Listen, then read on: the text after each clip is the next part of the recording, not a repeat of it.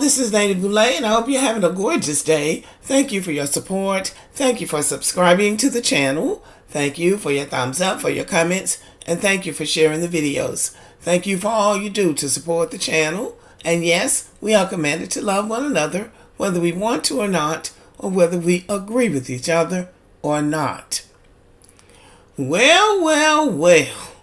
J.D. Vance, Trump's vice presidential pick, seems to be in some trouble. The first thing that came out was that he had an Indian wife, and people made a big deal over that. Oh, he's married to an Indian. Oh, she's not white. Well, it seems like having an Indian wife is the least of this guy's problems. This story comes from an online publication called Raw Story. Clean up his mess. Trump team sends J.D. Vance on road with mission to restart campaign. J.D. Vance has been sticking his foot in his mouth since 2021, saying things off the cuff, insulting women for not having biological children, and just showing that he is a newbie to politics and is not ready for prime time, because anything that you say on social media, in newsprint, or on a television broadcast lives forever. You can't do a do-over. All you can do is go back and explain and try to convince people that you didn't mean what you said.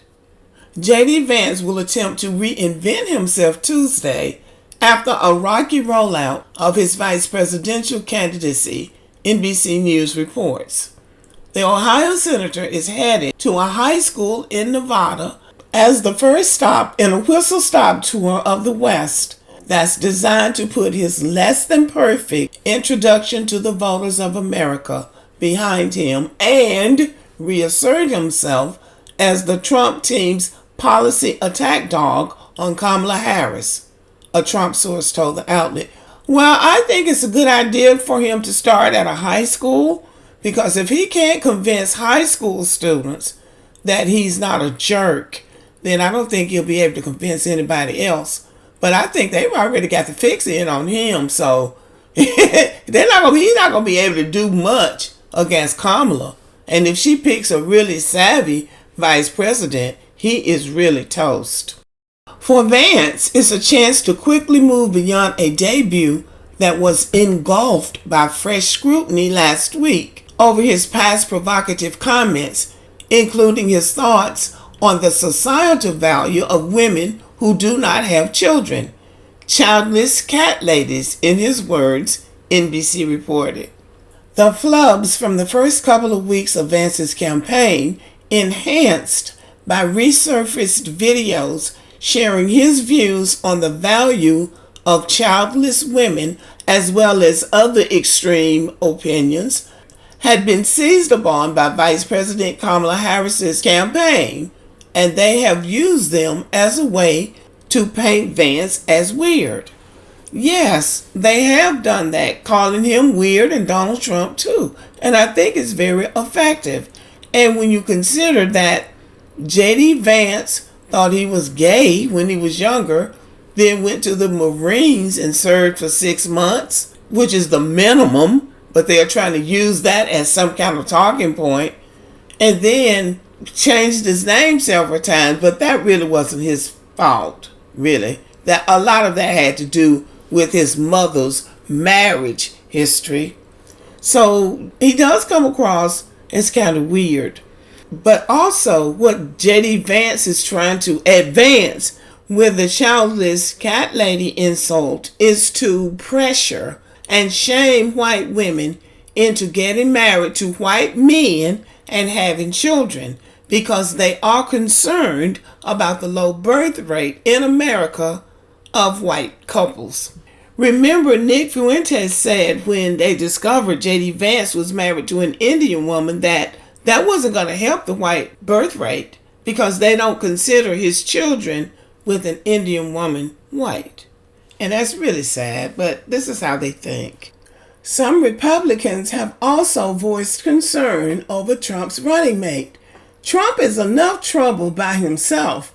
He doesn't need a vice presidential running mate that's worse off than he is. So it says, typically after the convention, your vice presidential pick is crisscrossing the nation, introducing himself, and trying to win over swing voters, GOP strategist Matthew Bartlett told NBC News. See, now he got to go back and clean house, J.D. Vance does, for the mess he's already made.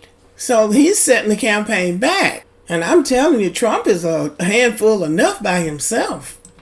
Right now, J.D. Vance is trying to clean up his mess and win over the Republican Party.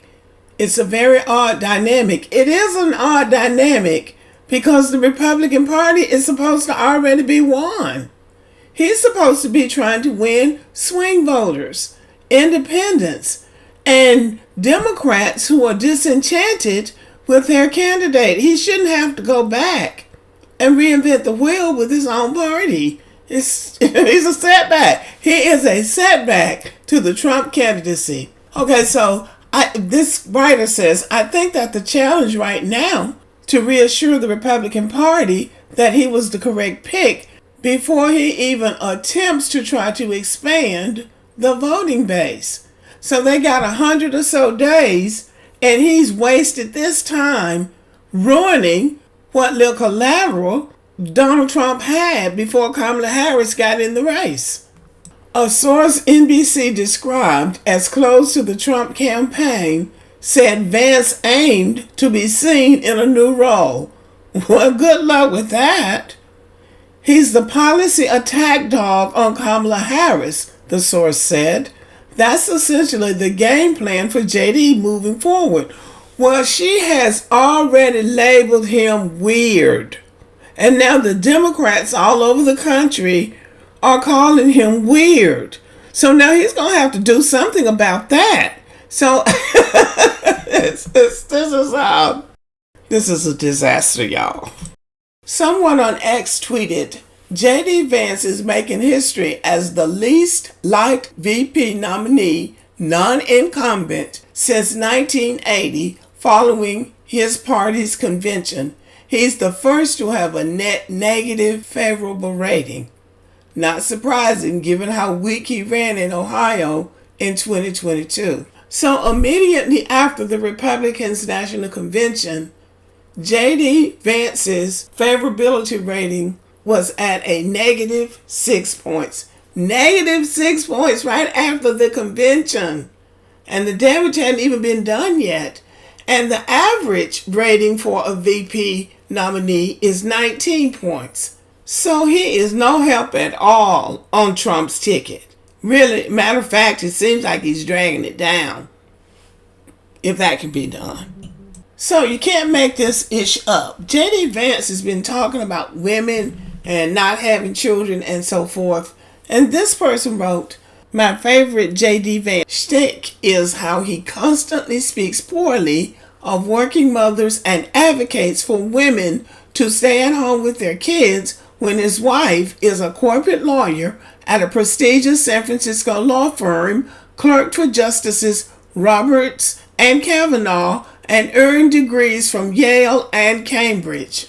Like it's such obvious BS, all you can do is laugh. Yes, that is a case to be made. He's talking about women staying at home and raising children when his wife is an accomplished lawyer. And she just resigned from her job when he became the VP nominee. So, yes, hypocrite would be a word that comes to mind. I have no desire to see other races of people demeaned and diminished in America the way Black Americans have been. But I do believe that it is instructive that other groups of people see how America operates so they will be less quick to jump on a bandwagon and attack the character, the history, and the culture of Black Americans. It is extraordinary that we have been able to do as well as we have been able to do in this country.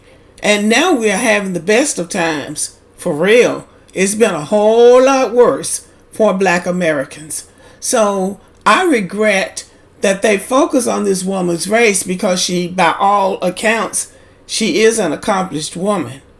And he picked her probably because she was accomplished. Probably more so than he is. But this is America, and everybody needs to see it for what it is and not for what they want it to be or wish it to be or what somebody else told them overseas that it was. This is what it is. It's not a bad place to live now. Don't get me wrong. But this is how America operates. And if you're not white, you're just not white. But there are some wonderful alternatives, right, everybody? Okay, y'all, thank you for listening. Have a great day.